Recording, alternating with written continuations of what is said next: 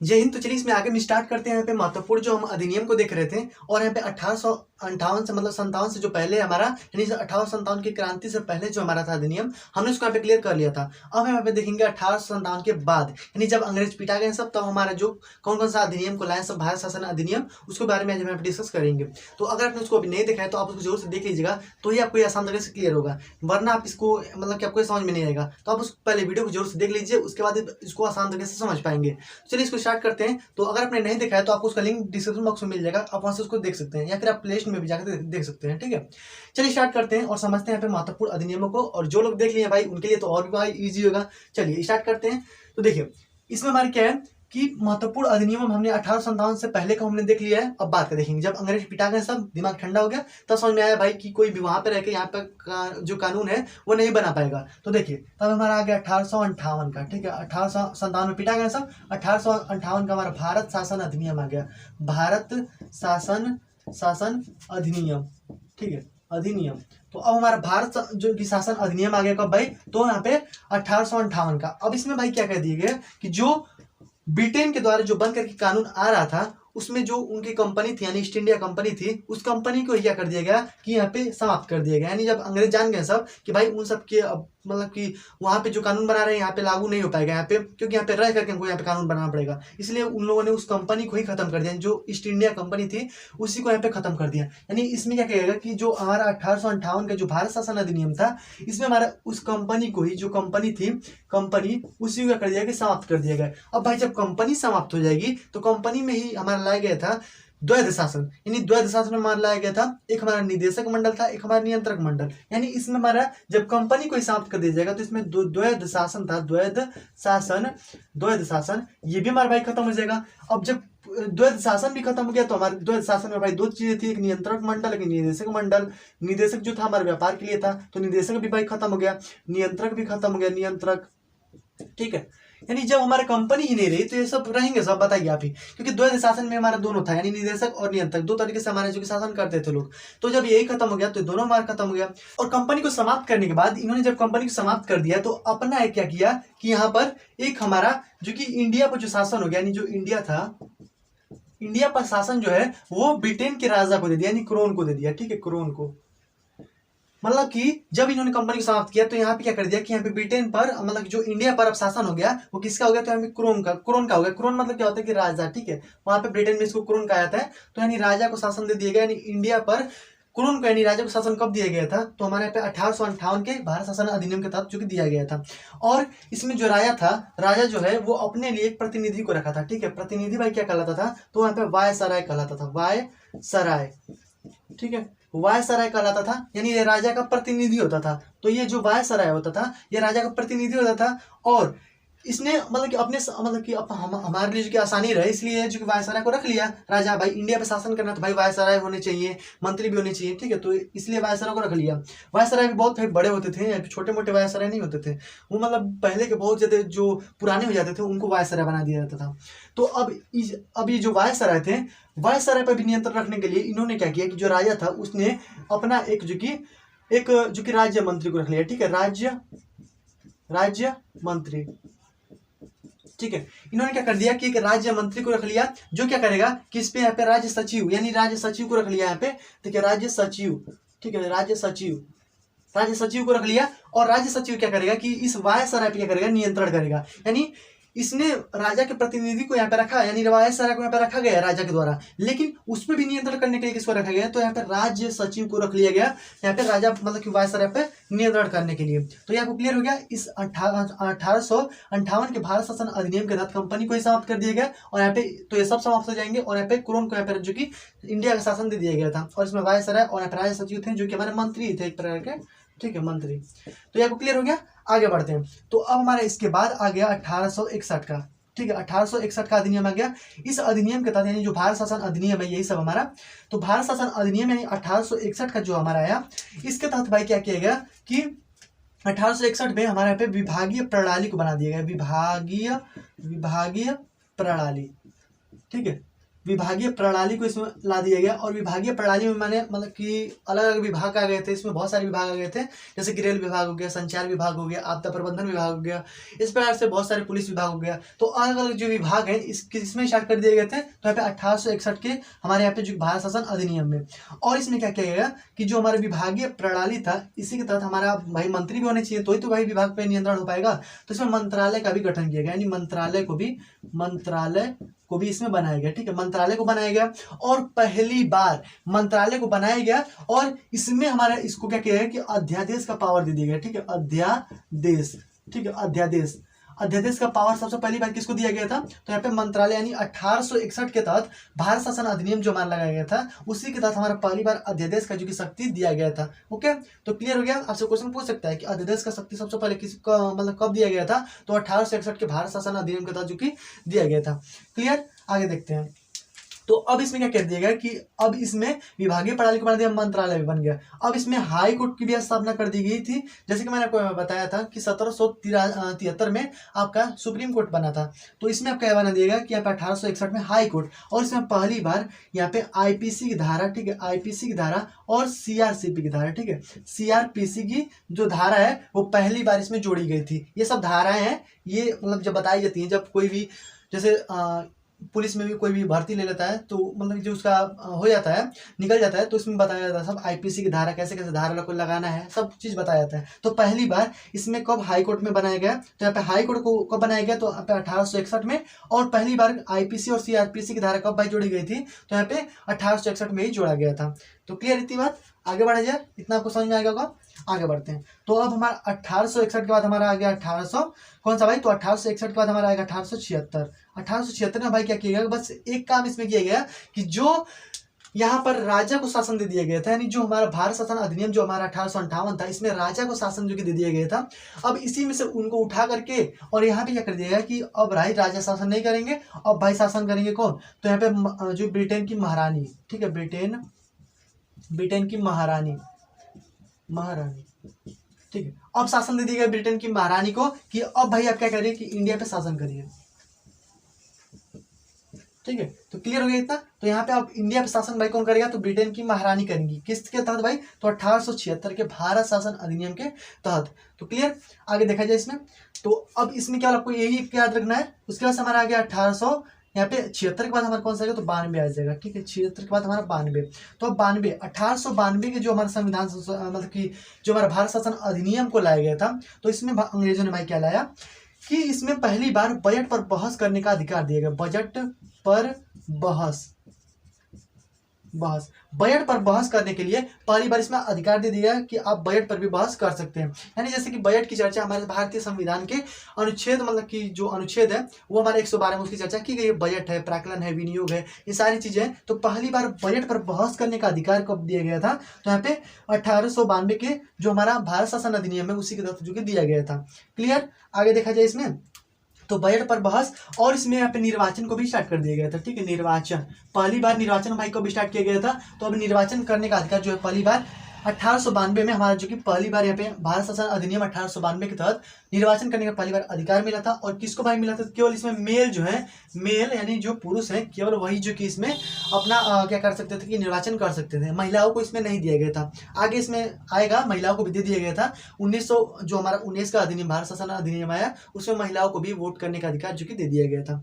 तो इतना को एकदम क्लियर हो गया। यहाँ पे 1858 में हमारा भारत शासन अधिनियम जो कि कंपनी को समाप्त कर दिया गया, तो उसमें सब हमारा 2 शासन भी समाप्त हो गया, निदेशक मंडल और नियंत्रक मंडल सब समाप्त हो गया। उसके बाद 1861 का है हमारी विभागीय प्रणाली, और विभागीय प्रणाली को हम यहाँ पे पोर्टफोलियो के नाम से भी जानते हैं। ठीक है, पोर्टफोलियो, तो आपसे बोल देगा पोर्टफोलियो यानी जो विभागीय प्रणाली वो कब स्टार्ट किया गया? तो 1861 में ही स्टार्ट किया गया था। और इसमें मंत्रालय को ला दिया, और मंत्रालय को पहली बार जो कि अध्यादेश का पावर जो कि दिया गया था। और इसमें हाईकोर्ट की स्थापना 1861, उसके बाद से आईपीसी और सीआरपीसी की धारा को जोड़ दिया गया था। 1876 में ब्रिटेन की महारानी को इंडिया का शासन दे दिया गया था। और उसके बाद से 1892 में जो कि बजट पे बहस करने का अधिकार दे दिया गया, और इसमें निर्वाचन को भी स्टार्ट कर दिया गया था। आगे इसमें देखते हैं और इसको यहाँ पे रफ करते हैं। तो अब हम आगे देखते हैं इसमें अगला जो हमारा अधिनियम है 1909 का अधिनियम। ठीक है, 1909 के अधिनियम भारत शासन अधिनियम में भाई क्या कहा गया कि इसमें क्या है कि जो 2 थे, ठीक है, यानी एक मिंटो था, एक मार्ले था। तो मिंटो मार्ले एक्ट इसको कहा गया, मिंटो मार्ले एक्ट या अधिनियम, मिंटो मार्ले। ठीक है, मिंटो मार्ले एक्ट या फिर मिंटो मार्ले अधिनियम इसको कहा गया। ओके, तो इसके तहत भाई क्या कहा गया कि ये जो मिंटो था ना, देखिए मिंटो मार्ले एक नाम ही है। तो मिंटो जैसे इसमें था ना, जैसे वायसराय और जो कि मंत्री होते थे, तो वैसे ही जो मिंटो था ना इसमें वो एक मंत्री था। क्या था भाई? मंत्री था। और ये जो मार्ले था ना ये एक वायसराय था, वायसराय। ठीक है, तो ये मिंटो जो था एक मंत्री और एक वायसराय था। जैसे कि इस पर नियंत्रण कौन रखेगा? तो वायसराय रखेगा, मतलब मंत्री पर, या मंत्री जो कि नियंत्रण रखेगा वायसराय पर। तो एक मिंटो मार्ले एक्ट को लाया गया और इसके तहत भाई क्या किया गया कि जो हिंदू थे, सॉरी जो मुस्लिम थे, ठीक है, मुस्लिम को, यानी मुस्लिम को एक अलग जो कि क्षेत्र दे दिए गए। ठीक है, मुस्लिमों को क्या कर दिया गया कि अलग अलग निर्वाचन क्षेत्र को दे दिया गया। ठीक है, क्षेत्र को दे दिया गया, क्षेत्र दे दिया गया। ठीक है, तो इसमें क्या कर दिया गया कि यहाँ पे मुस्लिमों को, यहाँ पे जो 1909 का जो हमारा मिंटो मार्ले एक्ट है, अधिनियम है, उसके तहत हमारे क्या गया कि जो मुस्लिम थे उनको एक अलग जो कि पृथक जो कि क्षेत्र को दे दिया गया था। और इसमें अब भाई जब अब देखिए, अब इसमें जब इन लोगों ने जब मुस्लिम को अलग जब क्षेत्र दिया ना, तो भाई अब पता ही है कि जितना भी अब इस समय देखें कंट्रोवर्सी, जितना भी विवाद चलता है ना भाई, वो हिंदू मुस्लिम को ही लेकर के चलता है। और हिंदू मुस्लिम को जब यहाँ पे अलग किया गया तो भाई अब जेन्युइन बात है भाई, हिंदू और मुस्लिम में भाई क्या होगा कि यहाँ पे अब भिन्नता भी आएगी। ठीक है, हिंदू और मुस्लिमों में। ठीक है, मतलब कि मुस्लिमों को भाई अलग दे दिया और हिंदुओं को भी अलग कर दिया, तो इसमें अब भाई एक नहीं रह पाएंगे, अब दोनों में अलग अलग जो विवाद होने लगेगा। तो अब इसके तहत अब देखेंगे ना भाई, हिंदू मुस्लिम में ज्यादातर होता है। अब आप देखेंगे सिख में या फिर ईसाई में तो ऐसा कोई बात नहीं, एकदम आराम से वो लोग रहते हैं, कोई दिक्कत नहीं होता। लेकिन इन दोनों हमेशा देखेंगे तो हिंदू मुस्लिम में ही जो भी यहाँ पे विवाद होता है वो होता है। ठीक है, आगे इसमें देखा जाए तो इसके तहत आपको क्लियर हो गया। और इसके तहत क्या हुआ कि सांप्रदायिकता स्थापित हो गई थी, यानी इसी के तहत, यानी जो हमारा 1909 का जो हमारे मिंटो मार्ले एक्ट है, इसी के तहत मुस्लिमों को जब अलग कर दिया, यानी पृथक जब उनको क्षेत्र दे दिया गया, तो इसी के तहत हमारा क्या हुआ कि यहाँ पर जो कि सांप्रदायिकता जो कि स्थापित हो गई थी। तो हमें लिख देते हैं सांप्रदायिकता, सांप्रदायिकता। ठीक है, सांप्रदायिकता जो कि स्थापित हो गई, जब हिंदू मुस्लिम को जो कि अलग, जो कि उन लोगों में अनबन जो कि होने लगा था। ठीक है, तो सांप्रदायिकता स्थापित कब भाई हुई थी? तो यहाँ पे 1909 के मिंटो मार्ले एक्ट के तहत यहाँ पे हुआ था। और मुस्लिमों को कब पृथक क्षेत्र दे दिया गया था? तो यहाँ पे 1909 के मिंटो मार्ले एक्ट के तहत। आगे हम बढ़ते हैं, अगला हमारे इसमें आया 1919 का अधिनियम। 1919 के अधिनियम में भाई क्या किया गया कि इसमें हमारा जो मिंटो मार्ले एक्ट था उसी प्रकार से एक हमारा एक और आया इसमें, हमारा आगे कौन सा? मोंटेग्यू। ठीक है, मोंटेग्यू। और यहाँ पे आ गया चेम्सफोर्ड। ठीक है, चेम्सफोर्ड आ गया, यानी मोंटेग्यू और चेम्सफोर्ड, ये दो जो कि हमारे इसमें आ गए। और इस अधिनियम के तहत जो हमारा मोंटेग्यू और चेम्सफोर्ड, जैसे कि हमारे इसमें मंत्री था ना, वैसे हमारे इसमें मंत्री होगा और हमारा क्या हो जाएगा? वायसराय हो जाएगा। तो वैसे ही हमारा ये सब एक्ट आएगा, मोंटेग्यू और हमारा कौन सा है? तो यहाँ पे चेम्सफोर्ड, यानी जो हमारे ये अधिनियम को लाया गया। तो इसमें भाई क्या किया गया कि इसमें जो सिख थे या फिर जो ईसाई थे, ठीक है, उन लोगों को क्या कर दिया गया कि इसमें अलग जो कि क्षेत्र को दे दिया गया, यानी सिख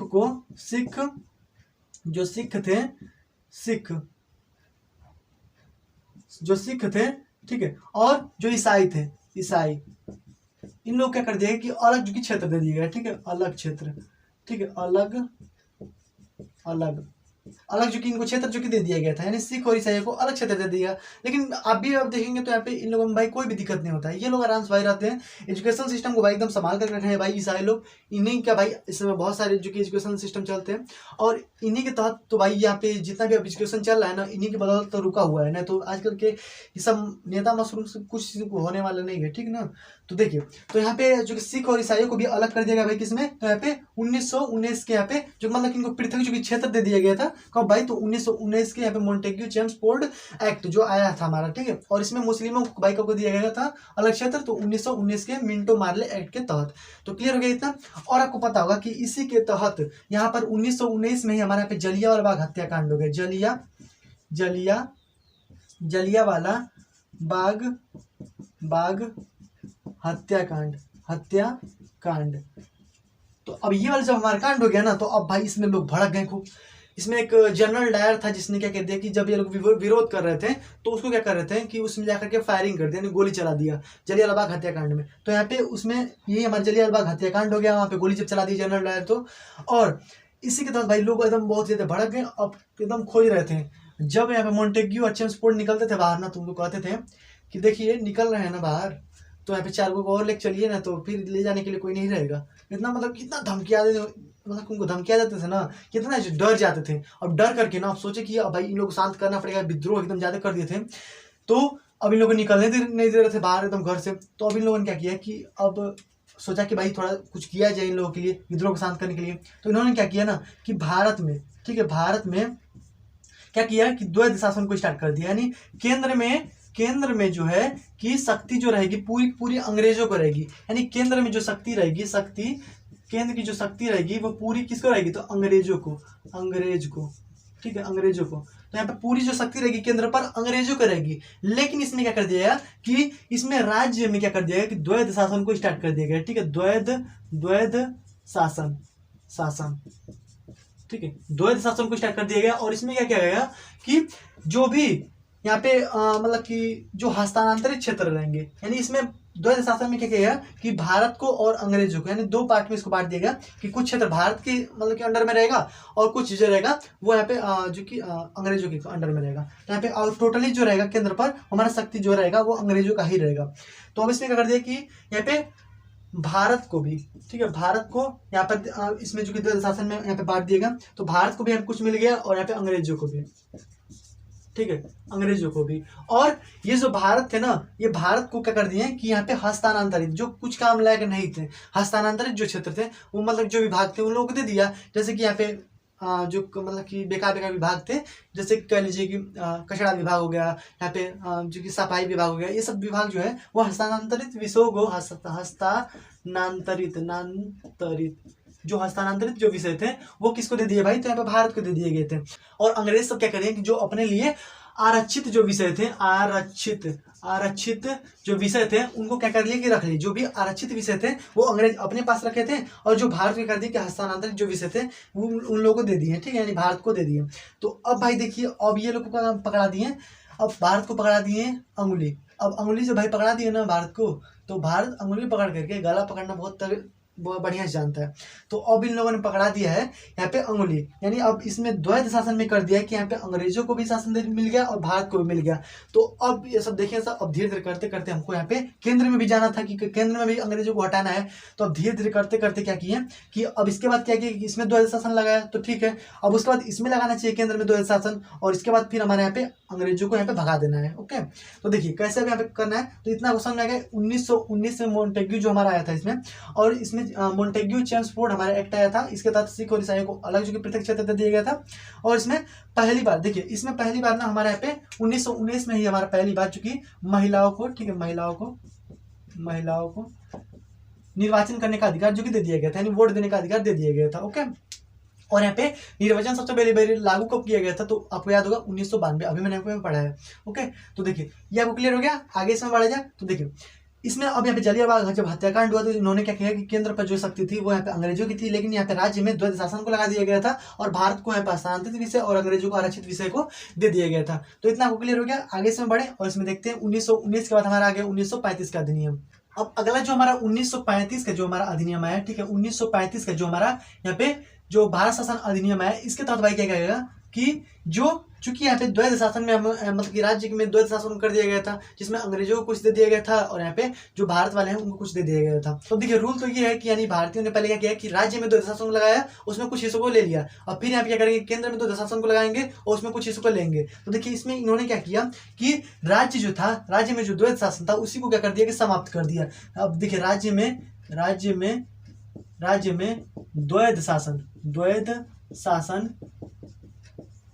द्वैध शासन को ही समाप्त कर दिया। अब देखिए कितना दिमाग लगाया सब। अब भाई अंगुली तो अंग्रेज पकड़ा दिए सब, अब जो कि अंगुली पकड़ करके अब यहाँ पे गला पकड़ना बहुत बढ़िया तरीके से जानता है। तो देखिए अब यहाँ पे क्या किया कि राज्य में जो द्वैध शासन था उसी को समाप्त कर दिया, और राज्य जो हो गया, राज्य हो गया वो डोमिनियन हो गया, ठीक है, डोमिनियन हो गया, ठीक है। अब राज्य हो गया डोमिनियन यानी स्वायत्त हो गया, ठीक है, क्या हो गया स्वायत्त, राज्य हो गया स्वायत्त, ठीक है। अब राज्य हो गया स्वायत्त, जिसमें हमारे यहाँ पे शासन अधिकार हो गया, अब किस पे, राज्य पे, अब हमारा पूरी तरह से अधिकार हो गया। अब भाई बचा था केंद्र, तो केंद्र में भी क्या कर लिया ना कि केंद्र में भी हमारा यहाँ पे जो द्वैध शासन है उसको लगा दिया। केंद्र में क्या कर दिया कि द्वैध शासन लगा दिया, केंद्र में द्वैध शासन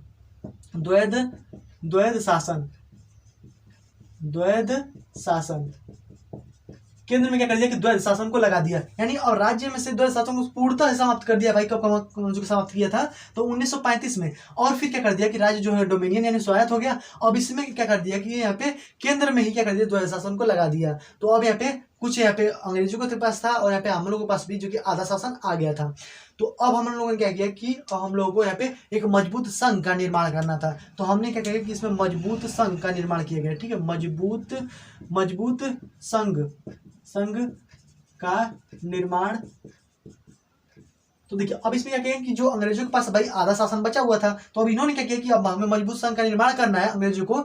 तो इन्होंने क्या किया है ना कि जो हमारा वर्मा या फिर इसमें म्यांमार है, वर्मा को यानी म्यांमार को क्या कर दिया कि भारत से ही अलग कर दिया, भारत से ही अलग कर दिया, ठीक है, भारत से क्या कर दिया अलग कर दिया। यानी इन्होंने अपना एक मजबूत संघ का निर्माण करने के लिए यहाँ पे वर्मा और म्यांमार को क्या कर दिया कि मतलब कि वही वर्मा या फिर म्यांमार उसको कहिए इस समय में।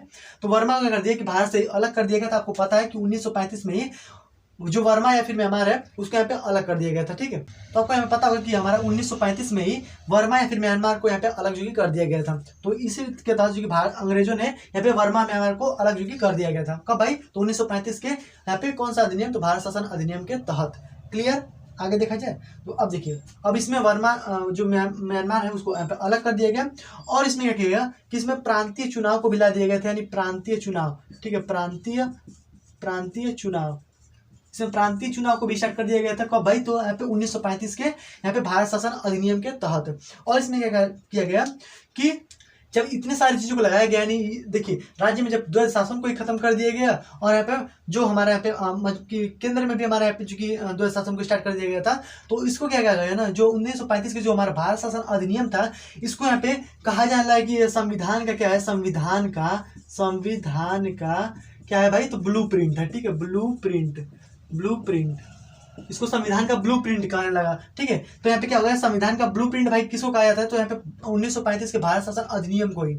और इसको ब्लू प्रिंट तो कहते हैं और इसको कार्बन की कॉपी भी कहेंगे, यानी इसको भारत का ब्लू प्रिंट या फिर इसको कार्बन कॉपी के नाम से भी जानते हैं, ठीक है, कार्बन कॉपी, ठीक, किसको भाई जानते हैं, तो 1935 के भारत शासन अधिनियम को यहाँ पे ब्लूप्रिंट या फिर कार्बन कॉपी के नाम से जानते हैं भारत के, ठीक है, संविधान के। तो यहाँ पे आपको क्लियर हो गया। तो अब इसमें आगे बढ़ते हैं। तो देखिए अब इसके बाद हमारा आ गया 1935 के बाद हमारा आ जाएगा कौन सा भाई, तो यहाँ पे अब देखिए क्रिप्स वाला आएगा। तो क्रिप्स आपको सब हिस्ट्री में पढ़ना है। देखिए 1900 हमारा आ गया 46 में, ठीक है, 1946 में हमारा आ गया भाई। तो भारतीयों ने देखिए भाई यहाँ पे राज्य में से जो द्वैध शासन पूर्णतः ही समाप्त कर दिया था 1935 के तहत भारत शासन अधिनियम के तहत। और यहाँ पे केंद्र में भी भाई इतना जो कि आधा जो कि वहाँ पे शासन को ले लिया था। तो अब इसमें क्या किया है कि अब इनको पूर्णतः ही भगाना ही है। तो इन्होंने जो क्या किया कि ब्रिटेन में ही एक कैबिनेट जो मिशन था, कैबिनेट मिशन यहाँ पे बनाया गया, ठीक है, कैबिनेट मिशन। तो ये क्या का था भाई, ब्रिटेन का था, ठीक है, ब्रिटेन का कैबिनेट मिशन था। तो भाई इनको पूर्णतः ही समाप्त करना था। तो इसमें 3 लोग थे कैबिनेट मिशन में भाई, 3 लोग थे, यहाँ पे लिख देते हैं 3 लोग थे। देखिए एक हमारा इसको याद रखिएगा काल, इस प्रकार से याद रखिएगा, यानी यहाँ पे यहाँ पे कौन है, तो क्रिप्स है और एक हमारा अलेक्जेंडर है, ठीक है, अलेक्जेंडर है और एक हमारा लॉरेंस है, ठीक है, लॉरेंस, ठीक है। तो एक हमारा यहाँ पे क्रिप्स मतलब कि जो हमारा जो कैबिनेट मिशन बनाया गया इसमें हमारे 3 लोग थे। तो यहाँ पे जो क्रिप्स था, एक हमारा अलेक्जेंडर, लॉरेंस। तो क्रिप्स, अलेक्जेंडर, लॉरेंस 3 लोग थे इसमें सदस्य। और इसमें जो इसकी अध्यक्षता कर रहा था भाई, कौन कर रहा था, तो यहाँ पे जो यहाँ पे लॉरेंस था, यहाँ पे यही जो किसकी अध्यक्षता जो कर रहा था, यानी जो इसका लीडर था, यानी जो हमारा कैबिनेट मिशन था इसका लीडर भाई कौन था, तो यहाँ पे लॉरेंस जी था। एल से लीडर और एल से लॉरेंस, जब याद रखिएगा आसान तरीके से याद हो जाएगा। तो आपसे यहाँ पे क्वेश्चन पूछ सकता है कैबिनेट मिशन के जो अध्यक्ष या फिर लीडर जो थे वो कौन थे, तो यहाँ पे लॉरेंस ही थे। ओके क्लियर, आगे बढ़ते हैं इसमें। तो यहाँ पे आपको क्लियर हो गया। और इसके तहत भाई क्या आ गया कि यहाँ पे जो कैबिनेट मिशन वाला था ना, वो उसने कहा कि भाई हमने आपको जो कि स्वतंत्र करा देंगे, यानी जो ये अंग्रेज सब शासन कर रहे हैं सब ना, हम आपको इससे स्वतंत्र करा देंगे, लेकिन हमारी कुछ मतलब बातें हैं उसको यहाँ पे मानना पड़ेगा आपको, जो चीज़ें हम कहेंगे वो अब जो कि करना पड़ेगा आपको। तो इन्होंने क्या किया है ना कि जो कैबिनेट वाले थे इन्होंने कहा कि आपको एक अंतरिम सरकार की जो कि यहाँ पे मतलब कि अंतरिम सरकार को बनाना है, जैसे टेम्पररी सरकार हो गया, ठीक है। तो यहाँ पे जो कि अंतरिम सरकार, यहाँ पे हम लिख देते हैं, यहाँ पे लिख देते हैं अंतरिम। 2 चीजें देखिए आपको इसमें 2 चीजें कैबिनेट मिशन में आपको 2 चीजें, यानी इन्होंने कहा ना कि एक अंतरिम सरकार आप बना लीजिए, अंतरिम सरकार, ठीक है, अंतरिम सरकार को बना लीजिए, और एक आपका है संविधान सभा को बना लीजिए, संविधान सभा। तो अंतरिम सरकार को बना लिया गया और संविधान सभा। अंतरिम मतलब क्या होता है कि मतलब टेम्पररी रहेगा, ज़्यादा समय के लिए नहीं रहेगा। ओके, तो यहाँ पे अंतरिम सरकार जो कि झूठे मूठे बना लिया गया था, टेम्पररी केवल। और अंतरिम सरकार, और देखेंगे ना तो यहाँ पे जब हमारा मतलब कि भारत आज़ाद हुआ था 1947 तक बाद में, तो यहाँ पे जब 47 में जब आज़ाद हो गया ना, तो उसके बाद से यानी 47 से लेकर के 52 तक ये अंतरिम सरकार ही चला था। यानी जो हमारे टेम्पररी सरकार है ना, यही हमारे केवल चला था 52 तक। लेकिन 52 के बाद 52 में फिर हमारे यहाँ पे जो कि पूर्णतः यहाँ पे जो कि अस्थायी एक सरकार जो कि बन गई थी। तो यहाँ पे मतलब कि 47 के बाद से जो हमारा 52 तक जो था वो हमारे केवल अंतरिम सरकार ही चला था। तो यहाँ पे आपको क्लियर हो गया कि कैबिनेट मिशन में इन्होंने कहा कि आप एक अंतरिम सरकार को बना लीजिए, एक संविधान सभा को बना लीजिए, फिर हमको यहाँ पे आज़ाद जो कि करा देंगे। तो इन लोगों ने बना लिया। तो इसमें भाई अंतरिम सरकार में अब जो कि कई लोग बन गए थे इसमें, जैसे जवाहरलाल नेहरू जो थे वो प्रधानमंत्री बन गए थे, गृह मंत्री जो थे वो वल्लभ भाई पटेल को बना दिया गया था, और इसमें रेल मंत्री औड़ा असफ अली को बना दिया गया था, और इसमें जो वित्त मंत्री थे वो आपको लियाकत अली को बना दिया गया। लियाकत अली भाई पहले यहाँ पे वित्त मंत्री था, यानी भारत में वित्त मंत्री था, लेकिन बाद में फिर यहाँ पे पाकिस्तान में चला गया वित्त मंत्री। तो मतलब जो लियाकत अली था वो वित्त मंत्री बच्चों के पाकिस्तान में चला गया। और इसमें आपके रक्षा मंत्री भाई कौन थे, तो बलदेव सिंह थे। तो इस प्रकार से मतलब बहुत सारे लोगों को इसमें बना दिया गया अंतरिम सरकार में केवल टेम्पररी के लिए। ओके, तो आपको क्लियर हो गया यहाँ पे अंतरिम सरकार, और यहाँ पे जो कि संविधान सभा का भी एक गठन जो कि किया गया था। तो देखिए इतना जो भी मैंने आपको बताया ना, कैबिनेट मिशन भाई कब आया था, तो 1946 में हमारे यहाँ पे कैबिनेट मिशन जो बनाया गया था। इसी के तहत जो कि हमारा भारत जो कि आज़ाद हुआ था बाद में चल करके। ओके, तो क्लियर हो गया इतना। और 47 में हमारा भारत आज़ाद ही हो गया था।